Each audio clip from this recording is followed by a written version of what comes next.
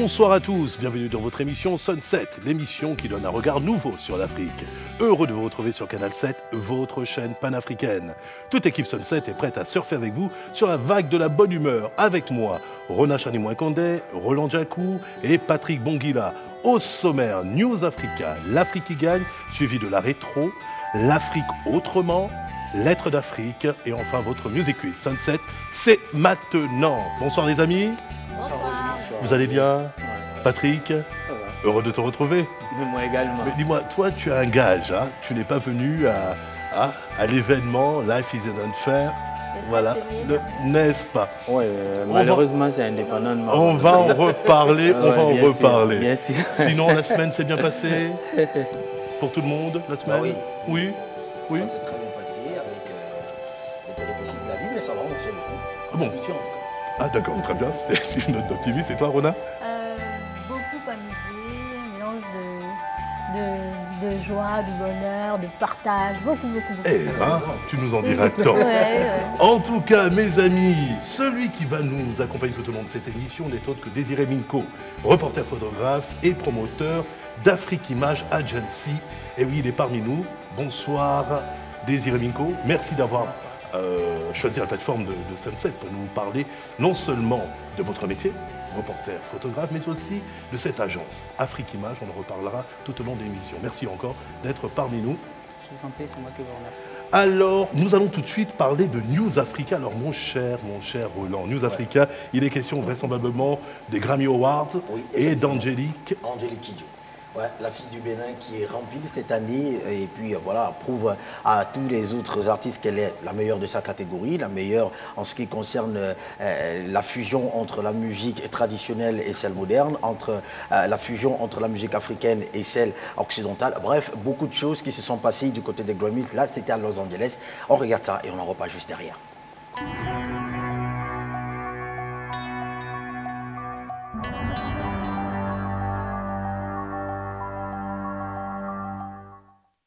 For Best World Music Album, the nominees are Toumani Diabate and Sidiki Diabate, Angelique Kidjo, Wuman, Luis Conte and Daniel Ho, Sergio Mendes, Anushka Shankar.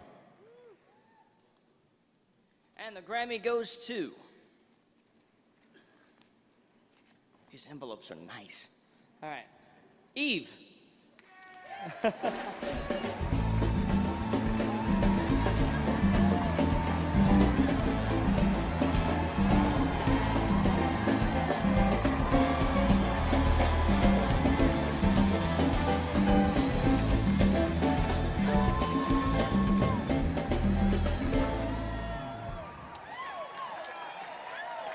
Oh my God. Whew. Alors voilà, Roger, vous voyez ça avec beaucoup de sourire que je vais parler de cette dame, surtout sa manière de monter sur scène. Elle a prouvé qu'elle est la meilleure. Et puis c'est vrai que certaines personnes ont certainement constaté qu'il s'agit justement de la récompense de Eve, enfin Eve, de son avant-dernier album, c'était l'année dernière. Donc l'année dernière, elle a eu le Grammy du meilleur album du monde, le meilleur album voilà, de musique du monde. Elle a eu à remplir encore cette année avec le même titre dans la même catégorie. C'est la preuve que cette femme qui a choisi de faire dans la fusion entre la musique africaine et celle occidentale n'a pas fait fausse route. Voilà. Donc elle se trouve aujourd'hui sur le toit des meilleurs albums les mieux réalisés en 2015. Alors il faut dire qu'Angélique Kidjo, en plus d'avoir ces deux Grammys pour l'album de meilleure musique du monde, il y a d'abord son premier Grammy elle reçoit son premier Grammy en 2007. Alors cette année-là, elle a poussé le même Oh My God comme elle a eu à faire tout à l'heure comme vous l'avez C'est très écouté. américain tout ça. Bah ouais, justement parce qu'elle vit à New York. Voilà, donc elle vit à New York et puis cet album qui lui permet de décrocher son deuxième prix consécutif, notamment ce deuxième prix, elle le doit à son album Things, un album qu'elle a eu à travailler avec l'Orchestre Philharmonique de Luxembourg, un album qui raconte un peu les titres qu'elle a eu à enregistrer avec les grands artistes et les grands musiciens du monde. Quand on parle de l'Orchestre Philharmonique de Luxembourg, on voit justement des grands artistes, c'est des personnes qui font des scènes avec l'Orchestre Philharmonique de Paris. Bref, c'est un album très bien réalisé, un prix qu'elle a remporté devant Gilberto Gil et l'innovant Zomba Prison Project du Malawi. Donc il faut dire qu'elle était dans une catégorie qui n'était pas facile. Elle a pu s'en sortir grâce à cet album Things qui est sorti il y a de cela quelques temps seulement, et elle a dédié son prix à tous les artistes du continent africain, dans une manière de dire il faut y croire, il faut y aller, on peut y aller. Et moi, quand on parle d'Angélique Kidjo, on ne peut pas s'empêcher de penser à cette chanson. Allez, là, je chante très mal. Hein. Bah, en fait, moi, je voyais plutôt Wambalamba, Wambalamba, Wambalamba. Attends, c'est ça qui te vient. Bon, oui, c'est le titre. Quelques mots, Patrick, sur Angélique Kidjo. Bon, je ne vais jamais arrêter de le dire. Hein. Pour moi, l'affirmation africaine, c'est quelque chose de très important. Alors, quand une chanteuse comme Angélique monte, on va dire, sur le toit du monde, je ne peux que me réjouir. Hein. N'est-ce pas? Et quelle énergie, quelle énergie. Effectivement. Désiré? Oui, c'est toujours une fierté de voir des personnes qui arrivent à montrer une autre image des Africains que nous sommes et qui arrivent et qui l'assument. Parce qu'on voit, elle monte sur scène, elle n'a pas mis les paillettes, comme d'autres l'auraient fait. Elle est en panafricain. En panafricain, ça c'est important. Moi, je suis très... Là, c'était l'année symbole. dernière. Là, c'était l'année dernière. Et cette année, elle était vêtue de la même manière. Elle a dansé toujours avec des pas de danse traditionnelle originaire du Bénin. Bref, elle est restée originale, comme on la connaît d'ailleurs, malgré le poids qu'elle porte sur ses épaules, notamment celui de représenter le continent africain à l'extérieur. Elle le représente fort bien, de toute façon. Bravo, Angélique Kidjo. Merci, mon cher Roland. On va passer donc à l'Afrique qui gagne. Comme je le disais, l'Afrique qui gagne. Nous sommes en présence de Désiré Minko, reporter, photographe et promoteur d'Afrique Image Agency. On regarde, on revient tout de suite après.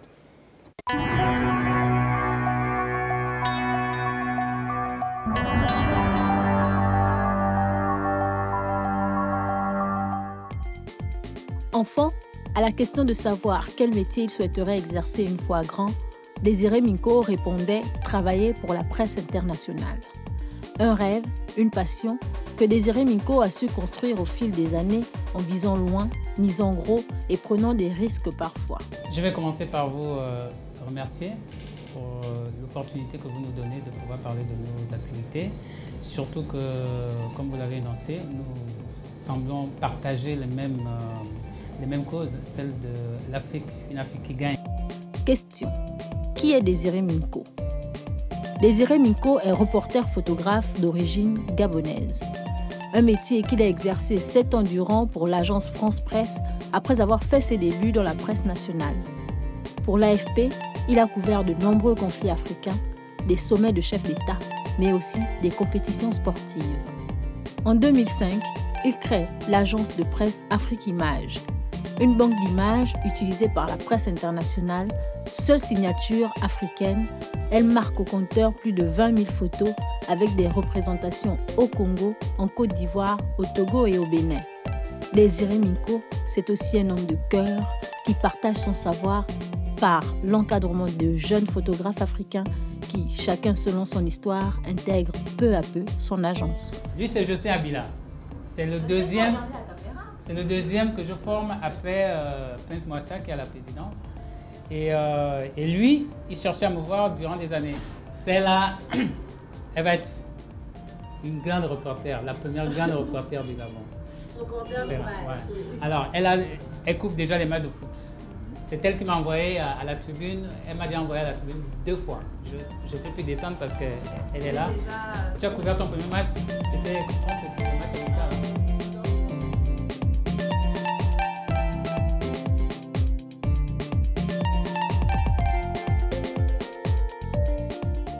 De retour sur le plateau Sunset, je le disais, nous sommes en présence de Désiré Minko. Nous sommes très fiers d'ailleurs de recevoir ce reporter photographe qui est le promoteur d'Afrique Image Agency. Alors, une fois de plus, bonsoir, monsieur Désiré Minko. Alors, dans un premier temps, on aimerait un peu en savoir plus sur vous. Parlez-nous un peu de votre parcours, notamment en tant qu'ancien chef de service photo du quotidien L'Union de 96 à 99, mais aussi en tant que photographe pour l'agence France Presse d'Afrique, l'AFP. Oui, en fait, mon parcours est tout simple. J'avais compris très vite que je voulais être photographe, donc je ne me suis pas dispersé dans autre chose. Et à l'instant où j'ai voulu être photographe, je me suis concentré à le devenir. Donc, j'ai eu la chance de commencer par faire des cours par correspondance. Ensuite, quand j'obtiens mon premier diplôme, je commence à travailler et je suis engagé à l'Union qui était en train de passer du digital, en fait, qui laissait l'argentique pour le digital. Et comme j'étais formé pour, j'ai été tout de suite nommé chef de service photo et j'ai réactualisé les services de l'Union à cette époque. Et c'est de l'Union que je m'en vais en stage à l'École nationale de Lumière à Paris. Et au sortir de là-bas, l'AFP qui me faisait déjà les yeux doux, étant à Libreville, avait su que j'étais sur Paris. Donc tout de suite, ils m'ont offert un stage appelé Les Lumières. Et à l'AFP, j'avais fait un stage d'édition photo et de transmission photo. Au sortir de là-bas, je suis revenu à Libreville au Gabon et j'ai dû démissionner de l'Union pour commencer à travailler pour l'AFP. Pour l'agence France Presse, j'ai travaillé pendant 6 ans, de 1999 à 2006. Et après 2006, j'ai démissionné pour créer mon agence et je continue à diriger aujourd'hui. D'accord. Alors, comment naît ce projet d'Afrique Image? Alors, c'est d'une manière assez paradoxale parce que c'est né à Kinshasa. D'accord. À Kinshasa, je m'en vais pour le compte de l'AFP et durant la cérémonie, il y avait au moins 50 photographes qui revenaient du monde entier et on était en 2000.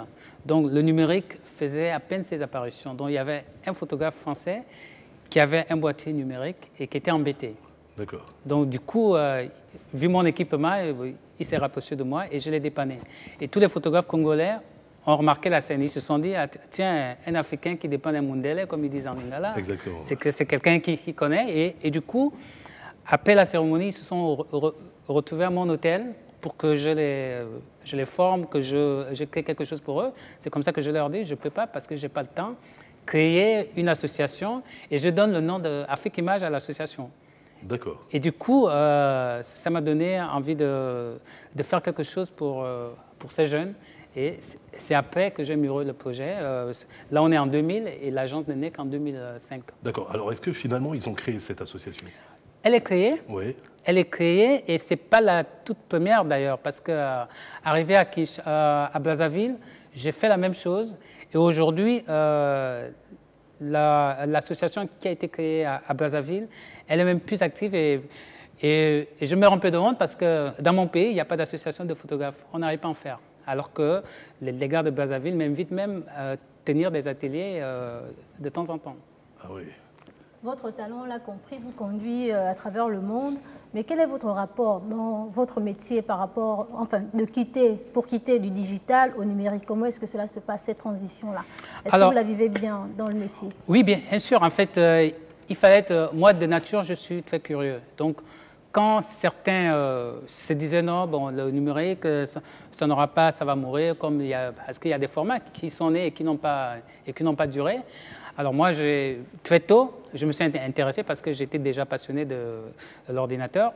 Et ce qui fait que j'ai pris de l'avance sur beaucoup de photographes africains. Et le passage s'est fait difficilement. Il y a des photographes qui ne sont plus devenus photographes, qui ont arrêté d'être photographes à cause du numérique, parce qu'ils n'ont pas suivi. Donc, c'était une transition difficile. On la croyait plus longue, mais c'est venu plus rapidement que prévu. D'accord. Et comment vit le métier avec la tendance des selfies?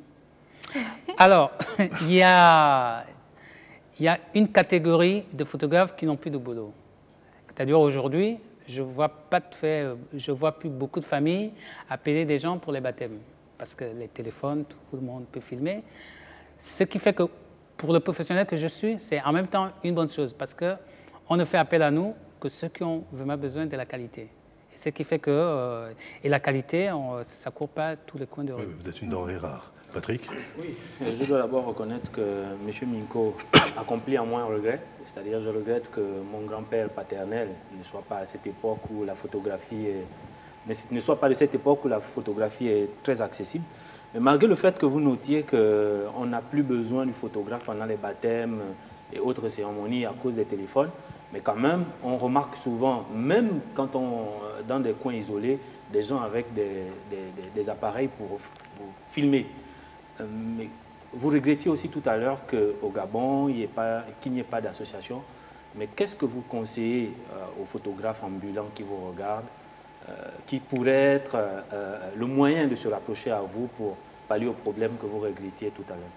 Alors, c'est certain que dès qu'on rentre dans la photographie, pour faire ce qu'on appelle aujourd'hui photographe ambulant, soit vous n'avez pas vraiment envie d'être photographe à un haut niveau, parce que ce sont des preneurs de vue. On ne peut pas appeler ça photographe. C'est des preneurs de vue, vous et moi, n'importe qui.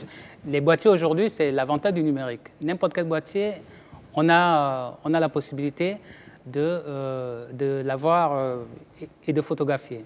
Alors que pour atteindre un certain niveau, il faut des techniques qu'il faut maîtriser.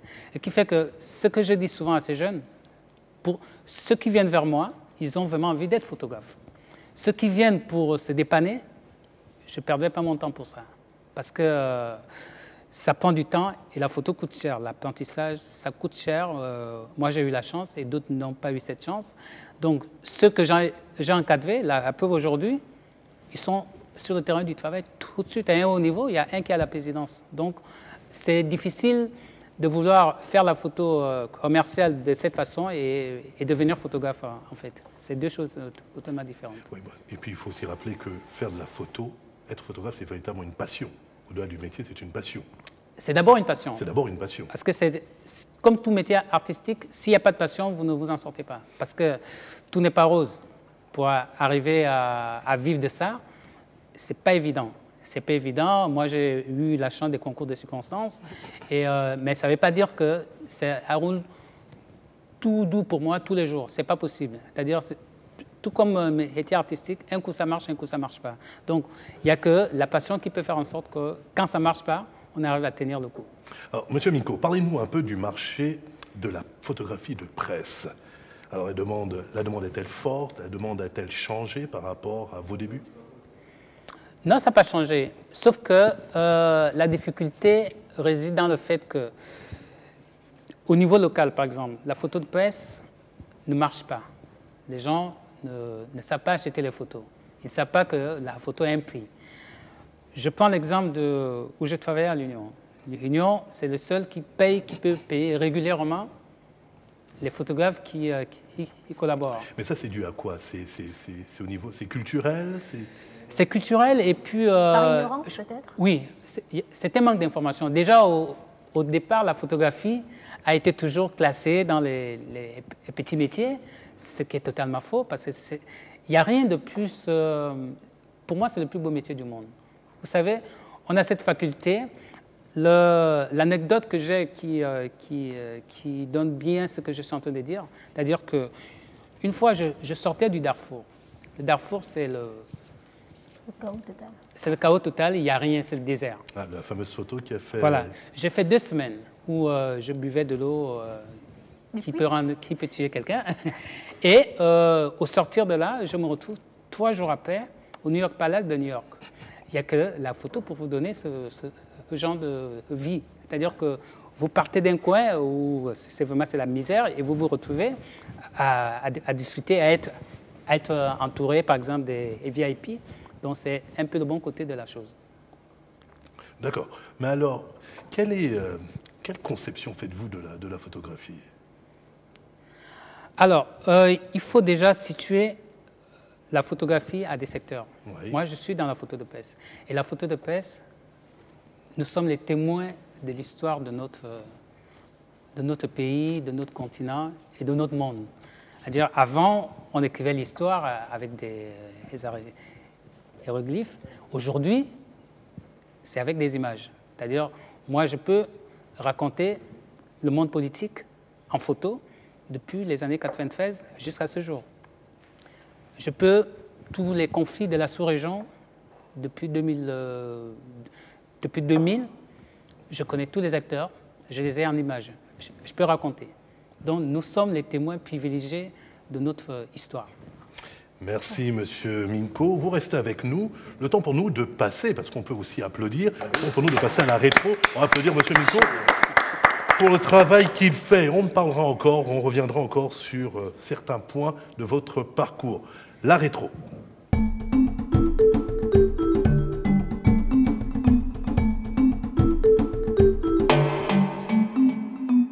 Bienvenue dans Lifestyle. Aujourd'hui, nous sommes à la FIRBA, la foire internationale des richesses et beautés africaines qui a ouvert ses portes le 29 janvier. C'est une initiative qui vise à promouvoir les producteurs africains. C'est parti.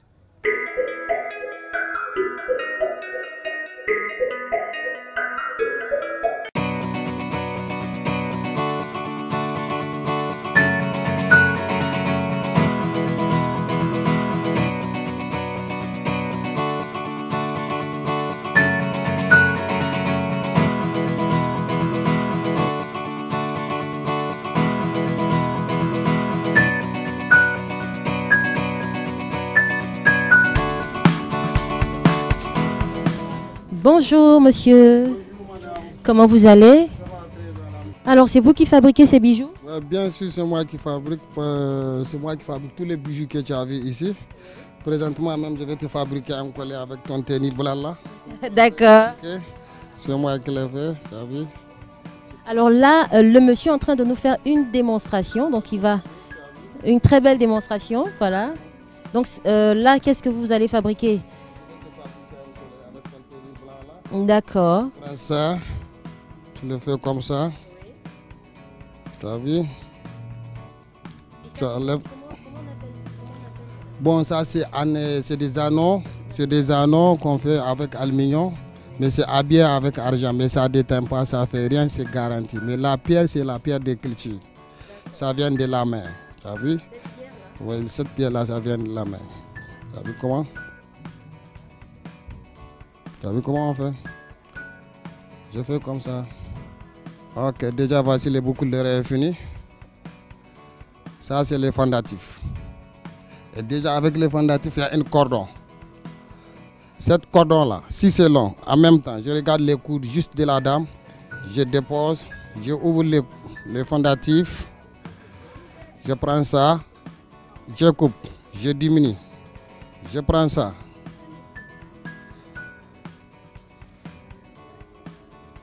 J'enlève ça, je le ramène ici. Voilà mon collier, combien de fois il est joli. Voilà, vous pouvez. Voilà. La foire, ce n'est pas à vendre, c'est la contact de découvrir ce que tu n'as jamais vu. Parce que c'est la foire, dans la foire, c'est moi, tu vas voir les choses comme ça, comme trouver les gens comme moi.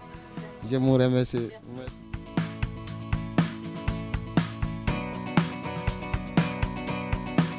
Bonjour. Bonjour, bienvenue. Merci. Alors, qu'est-ce que vous nous proposez ici? Bon, ici, d'abord, c'est tous les produits artisanaux de Madagascar, spécialement les raffias. Il y a encore les tissus en sisal qui est toujours traditionnel de Madagascar. Il y a de tout genre, hommes, femmes, jeunes, enfants, même les petits chapeaux pour bébés. D'accord. Alors ici, qu'est-ce que nous avons? Là, nous avons les boîtes à bijoux. On appelle ça les boîtes à bijoux pliables. Donc, on peut avoir la forme en escalier. On peut plier et là, on met des fleurs ou on couvre quand on est en déplacement pour la sécurité. Sinon, il y a d'autres boîtes à bijoux aussi de ce genre-ci qui est en série de 3. Donc, ça part comme ça. Et après, il y a le moyen et il y a le plus petit dedans. Il y a aussi les porte-bouteilles. Porte-bouteilles, on ouvre ça, on fait entrer la bouteille et il y a le couvercle, on sert directement. Ainsi, on ne connaît pas la marque de champagne, du vin qu'on sert. Oui, il y a les sacs d'âme. Comme ça, c'est les tissus traditionnels malgaches. Donc, nos ancêtres s'habillaient en ça, surtout la famille royale. Et on a fait de porte-monnaie et des sacs d'âme avec. Sinon, il y a aussi les chapeaux plissés. Il y a de tout genre. Il y a ça plissé, il y a aussi qui est moyen et il y a une autre qui est capeline. qui est spécial plage, star, pour ne pas trop se montrer quand on est en sortie. Sinon, il y a aussi les pagnes, parce que moi, j'ai fait des foires en Afrique, continent. Chez nous, il n'y a pas trop de pagnes. Donc, on a aussi essayé de marier les pagnes avec les raffias. Par exemple, ici, vous avez une qui part avec la chaussure assortie. Donc, on peut aussi faire la commande de pagne. Vous amenez votre pagne et on habille aussi votre chaussure. Voilà, vous faites aussi donc, vous faites dans la customisation. Exactement. Alors voilà, là, nous allons visiter un autre stand très spécial. Bonjour. Ça va? My name is Adil Khan and I'm from Pakistan. This is my shop from Pakistan. Donc c'était un reportage de Carmen Ibaguino, effectivement, sur la FIRBA, la Foire internationale des richesses et beautés africaines. Donc c'était la fin. Donc un petit coucou à Carmen. Alors nous allons passer à Lettres d'Afrique. Lettres d'Afrique, mon cher Patrick, il s'agit de cet auteur Narcisse Eyi Meignier, Au nom du Père. C'est un roman aux éditions Le Como. C'est bien cela? Il y a eu un an. Découvrons. N'est-ce pas? Découvrons alors.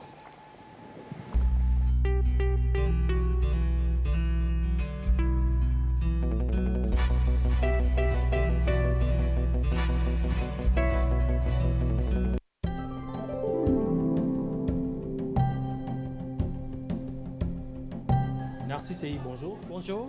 Merci de recevoir l'émission Sunset. Le plaisir est pour moi.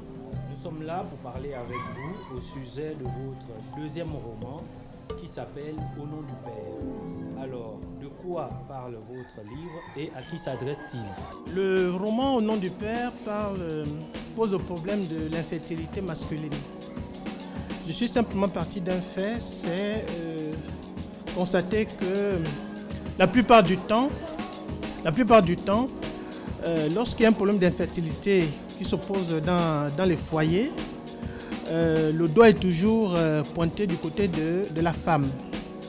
Et donc j'ai osé, parce qu'il faut vraiment utiliser le terme, j'ai osé pointer du doigt l'homme, en posant simplement la question de savoir, est-ce que dans ce problème d'infertilité, l'homme ne pourrait-il pas être à l'origine de ce problème?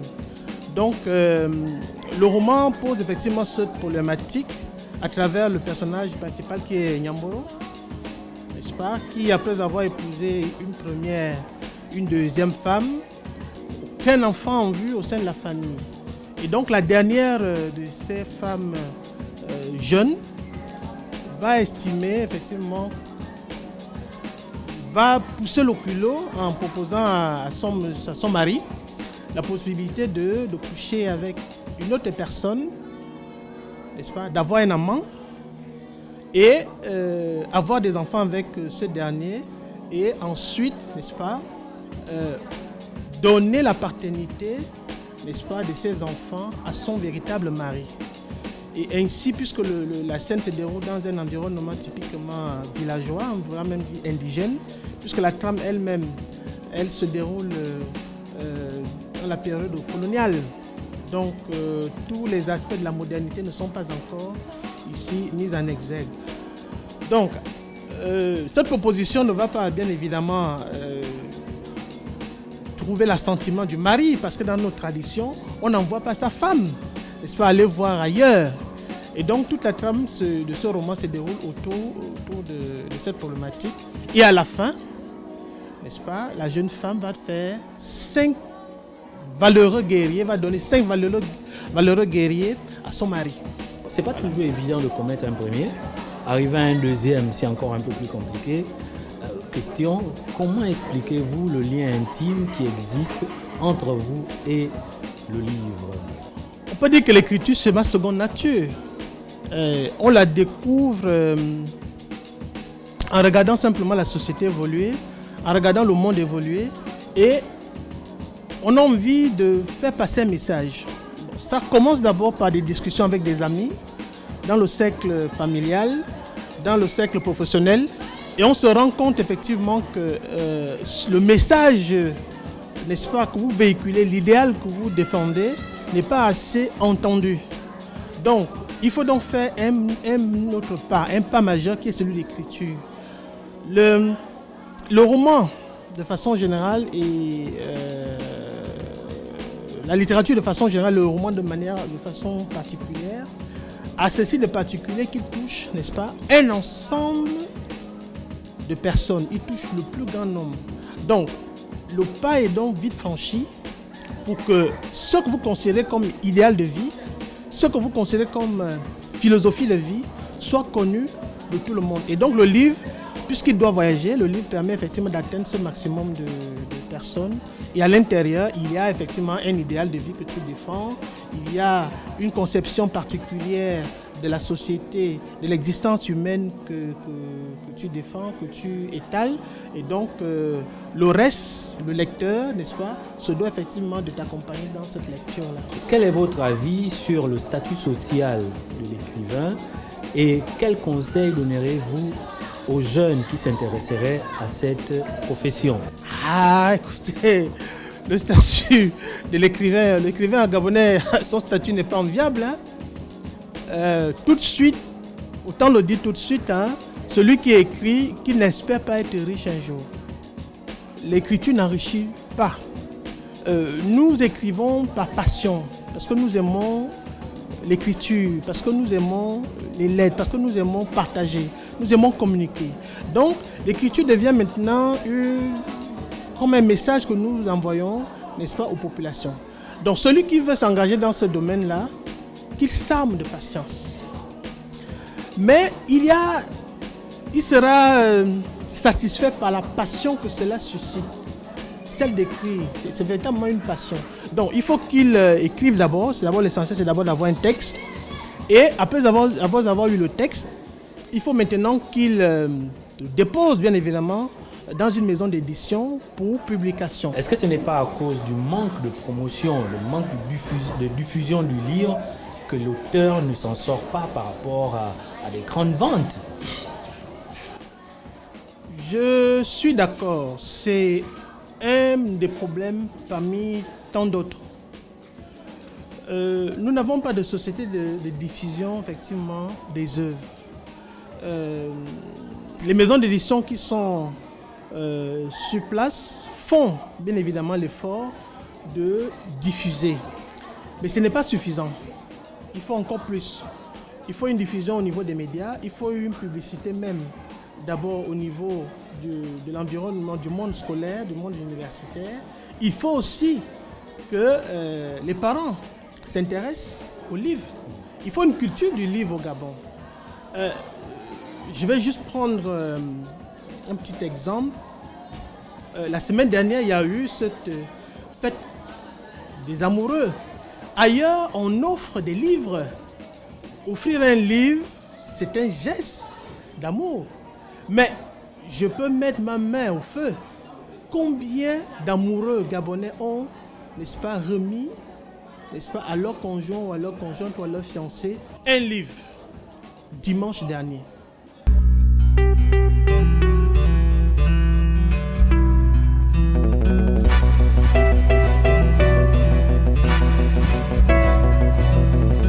Alors mon cher Patrick, cette rencontre avec Narcisse Eyi-Meigné, au nom du père, c'est finalement, ça parle de quoi? D'un tabou finalement? C'est un vrai tabou dans certaines familles, ou bien?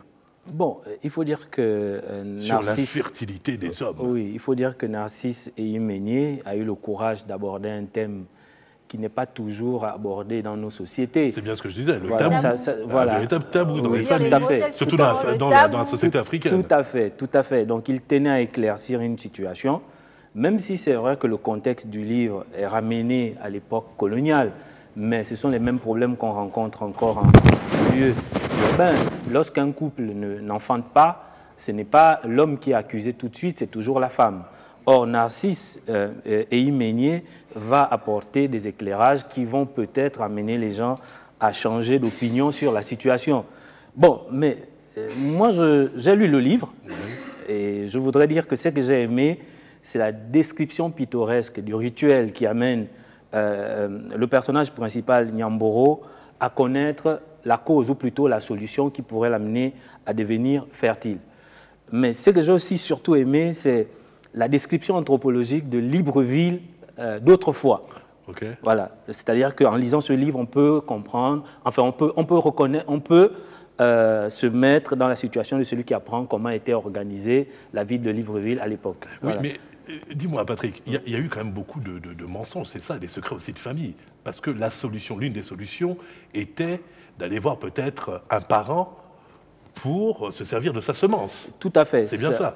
Tout à l'heure, j'ai parlé de ce que j'ai aimé. Oui, oui. Et là, tu m'amènes à parler de ce que je n'ai pas aimé. Ah. Parce qu'une femme, voilà, une femme qui demande à son mari l'autorisation d'avoir un rapport extra-conjugal de manière à pallier à la situation d'infertilité dont Narcisse et Yves fait état ici, moi je trouve ça vraiment compliqué. Mais en même temps, ce que je n'ai pas aimé m'a permis de comprendre que finalement dans la vie, la réalité, avec ses contraintes, nous impose à prendre des décisions qui ne sont pas à notre goût. Mais cet acte-là peut être considéré comme étant un acte d'amour, finalement, quelque part. Ou pas? Dis-moi, c'est ce qui est promu dans ce roman. Voilà, bon, en proposant cela à son mari, véritablement... Pour elle, c'était la solution. Ce serait peut-être, c'est considéré comme étant une solution. Bon, je connais ton côté conservateur. Non, non, au contraire, hein, au contraire. Très ouvert. Très ouvert, parce que lorsqu'Angon propose à son mari Nyamboro, parce que ce sont les deux personnages principaux, oui. Tout de suite, Nyamboro ne prend pas la situation positivement, il réagit violemment. Il faut la contribution des parents de Nyamboro pour qu'il accepte cette situation. Mais moi, je conseille ce livre aux contemporains, parce que d'abord, il nous permet de faire un retour aux sources des symboles, de l'image sociologique qui déterminait le bien-être ou le mal-être des anciens dans notre société. Et vraiment, il faut lire le livre pour comprendre déjà comment va se terminer l'histoire. Ah ouais. Donc c'est un livre à déguster au premier degré. Oui, et qui se lit bien. Oui, c'est pourquoi je dis à déguster au premier degré. Exactement, on va se délecter. Désiré Minko, peut-être un avis là-dessus sur un peu cette société africaine avec ses tabous, dans bien des domaines d'ailleurs. Là, on parle effectivement de l'infertilité parce qu'il met les deux pieds dans le plat, son mauvais jeu de mots. Oui. Hein, c'est un rapport effectivement aux délices. Et dans bien d'autres domaines, notamment l'homosexualité, qui est très tabou aussi. Je mets les deux pieds vraiment dans le plat. Voilà, ce sont des choses que l'on rencontre en ce moment dans la société actuelle. Une réaction? Alors moi, j'ai eu la chance de côtoyer mon grand-père, qui était un grand chef de village.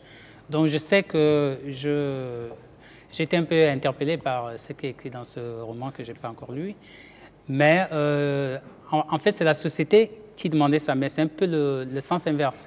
Ce n'est pas la femme qui allait demander à son mari d'aller voir un homme parce que l'homme était infertile. Non, c'est plutôt le mari qui pouvait donner sa femme, soit à son frère ou à quelqu'un de sa famille pour enfanter. Donc c'est un peu différent. Eh oui. Alors, on recommandation donc de Patrick, Au nom du père, un roman donc de Narcisse et Yves Meignier, aux éditions Le Como. Voilà, donc les points de vente, il faut quand même les rappeler. Oui, s'il te plaît. Ouais, la librairie de l'Union des écrivains à lui, celle de la Maison gabonaise du livre, située en face de l'école publique du charbonnage, enfin des charbonnages. Voilà, ce sont les. Et puis, tout simplement aussi contacter l'auteur, qui est enseignant de français au collège évangélique d'Akébé. Très bien. Bah, un prix peut-être? 8500. 8500. Très bien. Merci Patrick. Patrick, tu vas nous quitter. Ouais. Eh oui, on se dit à bientôt. Ouais. À bientôt. On va passer à la rétro. Et on va recevoir Brian Boutamba. Merci. Place à la rétro.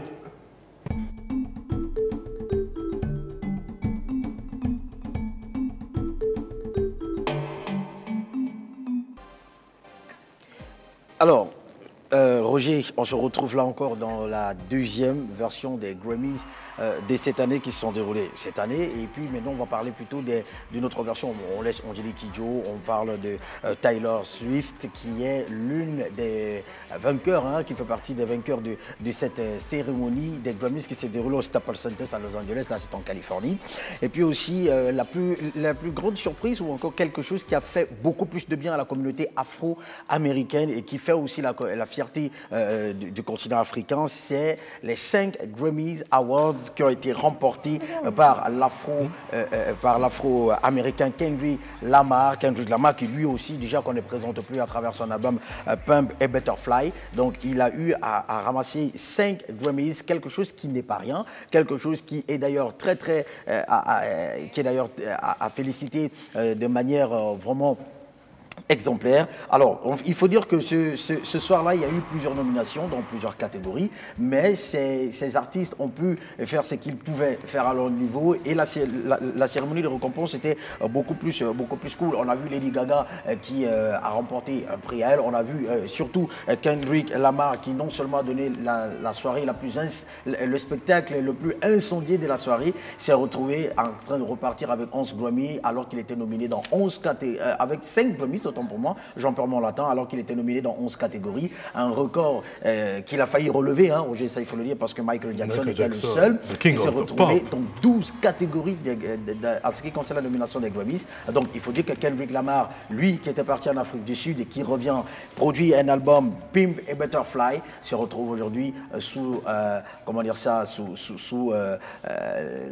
les feux d'artifice ou encore sur le sommet des meilleurs albums les plus vendus aux États-Unis et fait la fierté de la communauté afro-américaine, notamment de sa communauté où il s'était d'ailleurs rendu il y a de cela quelques jours seulement pour aller prendre des bénédictions de la part de ses parents, mais aussi de sa communauté. Donc il faut dire que ouais, c'était quelque chose de bien. Et Taylor Swift, voilà, qui s'en sort avec 1989, son album qui a remporté aussi le prix le meilleur album du monde, pas celui dans la catégorie musique du monde, mais le meilleur album du monde du côté des États-Unis. Donc il faut dire que la cérémonie de récompense des Grammys s'est très bien déroulée. Et ce qui est bien, c'est qu'il n'y a pas eu de contestation dont les prix ont été attribués et il n'y a pas eu de mauvais perdants. Voilà. Écoute, tout le monde a été bon, on peut applaudir. Bravo.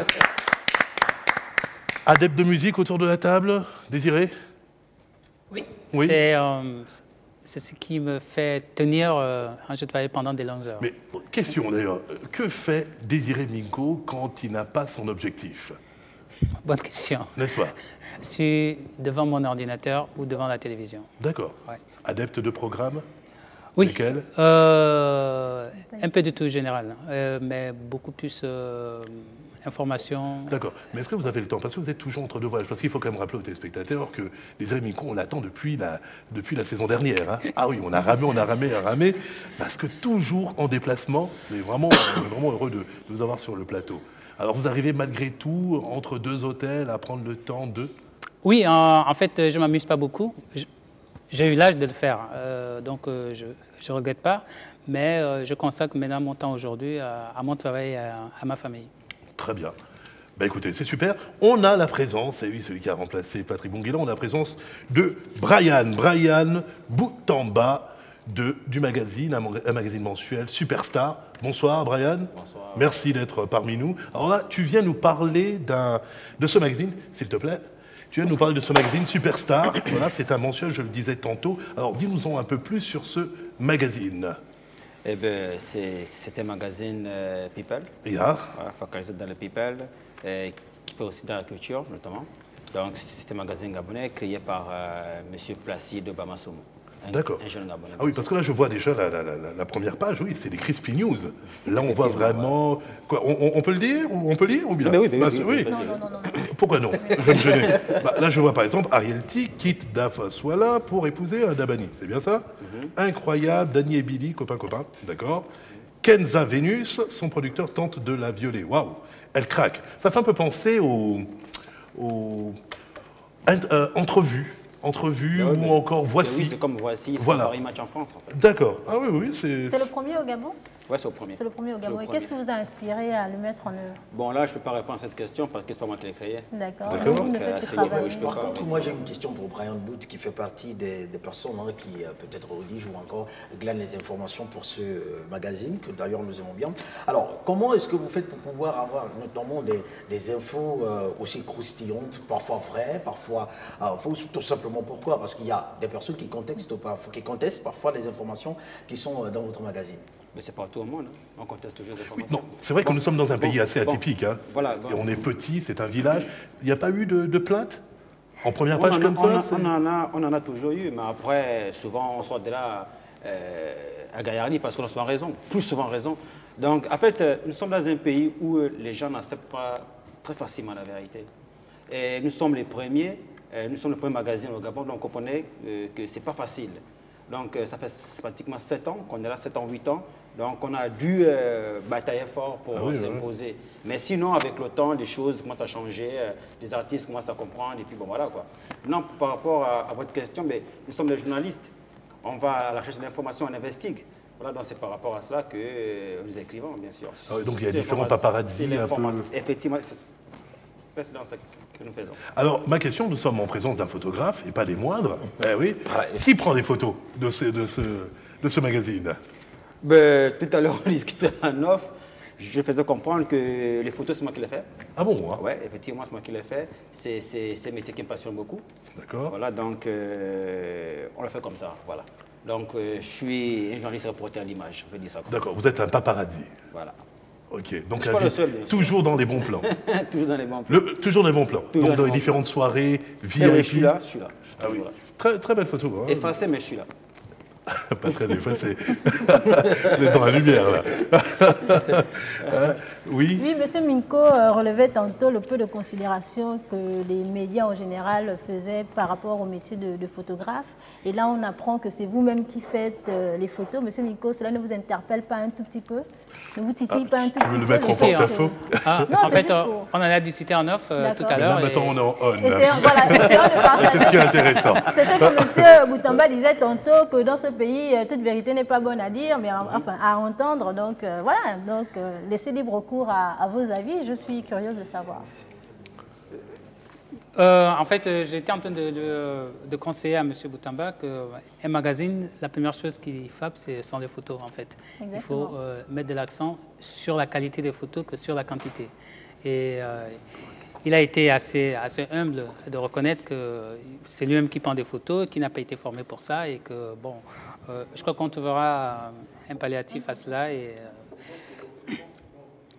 Oui, mais c'est la dernière parution, parce qu'on est mensuel. C'est bon là? Oui, oui. C'est le dernier numéro, donc c'est du mois de janvier qui sort pour le mois de février, février pour mars, ainsi de suite. Donc voilà, c'est surtout dernier. Donc nous sommes là-dessus, donc on fait la promotion de ce dernier numéro. D'accord, il est disponible où partout, ce magazine? Dans tous les kiosques agréés sur la presse, bien sûr. Ben, c'est vrai qu'à chaque fois, quand on regarde Superstar, quand c'est la manière dont c'est titré, ça donne, ça donne envie d'acheter, de lire et de chercher à comprendre exactement. Parce que moi, ma question, c'est vrai que vous avez y répondu, mais ça m'intrigue toujours. Comment est-ce que vous faites pour avoir des news aussi, je ne sais pas, parce que par exemple, Andy Blink se fait molester lors du festival Gabao. Alors que, bon, voilà, non, vous y ajoutez un peu du sensationnel.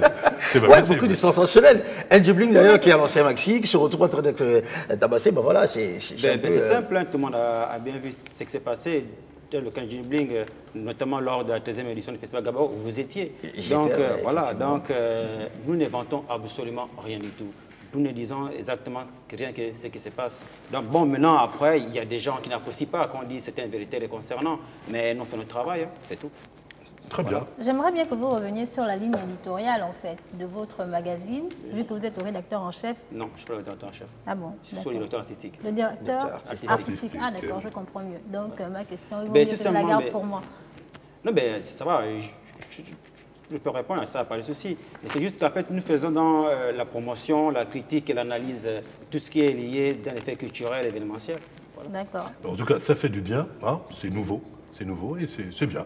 C'est bien, il en faut pour tous les goûts. Donc, Superstar Magazine qu'on peut trouver donc partout, c'est bien ça? Nickel. Ok, on peut t'applaudir.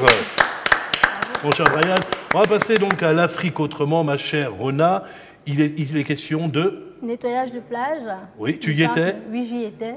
Tu as retroussé les manches? Oui, retroussé les manches et pas des moindres. Et j'ai aussi surtout traversé des barques. J'ai pris une barque pour... voilà. J'étais à 12 km de Libreville, donc c'était à la Pointe-Denis. Et je vous invite à regarder cela.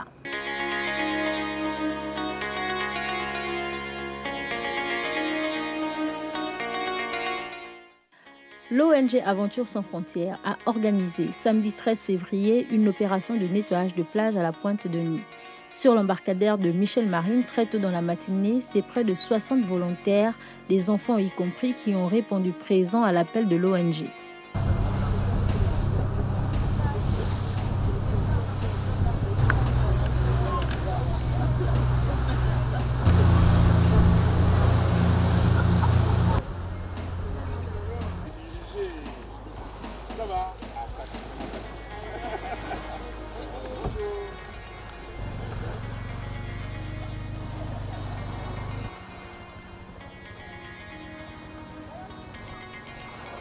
Tous unis, main dans le sable fin, munis de sacs poubelles pour ici et là y extraire tout type de déchets, dont le plastique, principale menace pour les tortues marines qui font de la plage du parc de Pongara leur zone de ponte. Et sur la plage du parc national de Pongara, on constate qu'il y a beaucoup de poubelles, malheureusement. Une partie qui vient de la mer. La mer est devenue une grande poubelle. Tout la poubelle de Kinshasa, par exemple, est jetée à la rivière, ça sort dans l'océan et après c'est déposé par les courants sur la plage du Gabon. Fortuné Ngosanga, conservateur adjoint du parc national de Pongara. Alors monsieur, pouvez nous donner vos impressions par rapport à l'activité d'aujourd'hui? Alors l'activité d'aujourd'hui, il faut dire que c'est la deuxième édition du nettoyage des plages qu'on organise ici au parc national de Pongara. Satisfaction totale du point de vue de la participation, surtout des enfants qui ont été là pendant toute la journée à ramasser les ordures sur la plage sans rechigner. Une aventure jugée réussie par les organisateurs qui s'emploient à sensibiliser les populations de la nécessité mondiale de prendre soin de son environnement.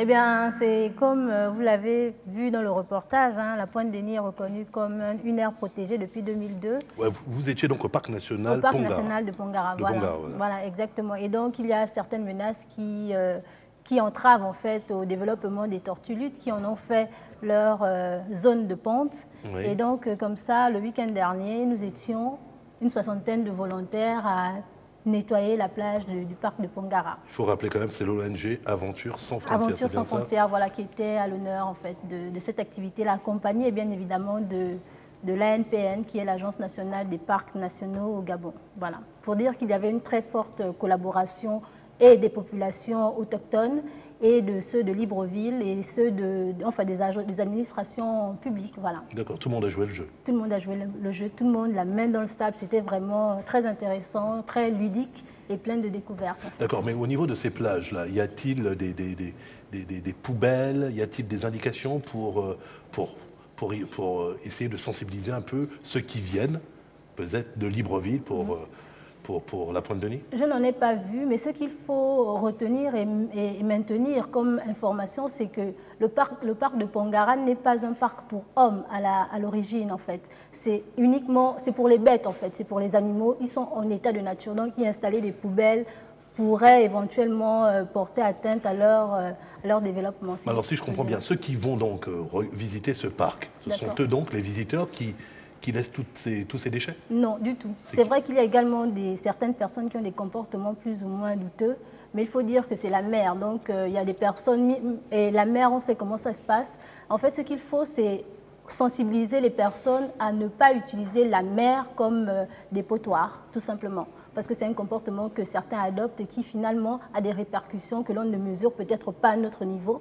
Mais on l'a vu à travers ce reportage que les tortues luttes se retrouvent en danger par rapport à ces comportements plus ou moins néfastes en fait. Ok. Mais là, il faudrait peut-être aussi sensibiliser les enfants, parce que ça commence aussi par les enfants, peut-être dans l'instruction civique qui a disparu peut-être des écoles. Au niveau des écoles, oui. Et c'est vrai que l'Aventure Sans Frontières se bat également pour relever ce pan-là, ce plan de l'éducation. C'est pour ça qu'il y avait beaucoup de petits-enfants. Et franchement, j'ai assisté tout au long de la journée. Ils n'ont pas démérité en travaillant en fait d'arrache-pied pour vraiment débarrasser la plage des ordures en fait. Je dirais même plus d'arrache-main. Oui, d'arrache-main. Oui. Je déconne. Merci Rona. Nous sommes toujours en présence de Désiré Minko et de Brian Boutamba. Alors Brian, pour préciser, Superstar Magazine n'est pas qu'un magazine people simplement pour dénoncer. Vous faites aussi de grandes choses parce qu'il y a ce fameux dossier, le grand dossier qui parle du Gabon. Eh oui, le Gabon des champions, pays de champions. Le Gabon qui gagne, bien sûr. Le Gabon qui gagne, en effet. On peut voir Pierre-Emerick Aubameyang, il y a également Zangmi Lamarudi et bien d'autres encore. Eh oui, c'est ça aussi le Gabon qui gagne. Effectivement, c'est parce qu'en réalité, les gens nous ont catalogués. Voilà, ils pensent que Superstar, ce n'est que de la critique. Mais non, c'est un mensuel people qui fait dans tout, qui promotionne, qui analyse, qui fait la critique, qui valorise, ainsi de suite. Voilà. Là, vous avez une preuve. Exact. Voilà, donc c'est l'Afrique qui gagne, c'est le Gabon qui gagne, parce qu'on a fait un constat que depuis 2009, notamment dans le domaine sport, il y a beaucoup de médailles qui arrivent, il y a beaucoup de victoires. Donc, 7 ans après, il a fallu bien qu'on fasse un gros dossier là-dessus. Donc, c'est de ça dont on parle en intérieur. Très bien, on peut saluer cette initiative. Alors, Désiré Minko, alors j'avais une question. Alors, parlez-nous un mot peut-être sur vos expositions, parce que je sais que vous exposez. Alors, un mot sur vos expositions. Alors, la dernière exposition remonte seulement à quelques mois, mais elle n'était pas que de moi seul. J'ai fait exposer tous mes stagiaires et ceux que j'ai formés on a exposé sur le Gabon. Et moi-même, je suis en train de préparer une exposition qui me concerne que moi. Et ce sera sur le Gabon dans son ensemble. Le Gabon comme on ne l'a jamais vu. J'entends le son de la semaine, le temps pour moi de remercier notre invité, Désiré Minko, reporter photographe et promoteur d'Africa Images Agency. Merci également à Brian Boutamba, merci à Roland, mais aussi à Patrick. Merci à l'ensemble des équipes techniques, Chazando à la réalisation. Merci à vous d'être présents et fidèles à Canal 7, votre chaîne panafricaine. N'oubliez pas, la télé c'est que du bonheur. À la semaine prochaine.